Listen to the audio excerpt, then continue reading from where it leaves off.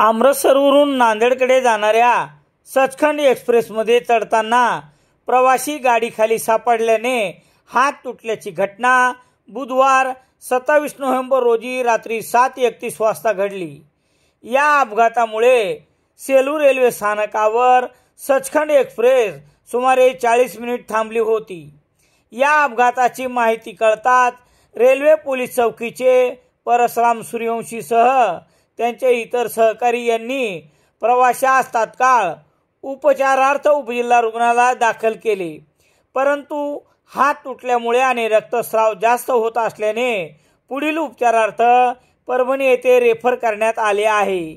याबाबत रेल्वे पोलिसांनी दिलेली माहिती याप्रमाणे।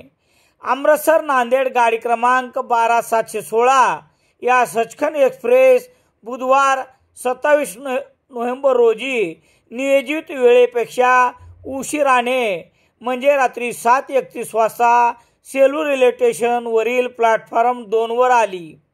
यावेळी नंदीग्राम एक्सप्रेस प्लॅटफॉर्म 1 वर होती, तर सचखंड एक्सप्रेस प्लॅटफॉर्म 2 वर होती। या सचखंड एक्सप्रेसमध्ये चढताना हा अपघात झाला। यामध्ये प्रवासी रेल्वे खाली सापडल्याने त्याच्या हातावरून गाडी गेल्याने हात तुटला। या घटनेनंतर तात्काळ रुग्णालयात दाखल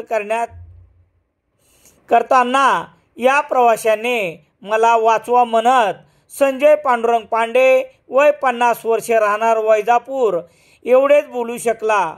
या जबर मार लागल्याने त्याची प्रकृती गंभीर आहे।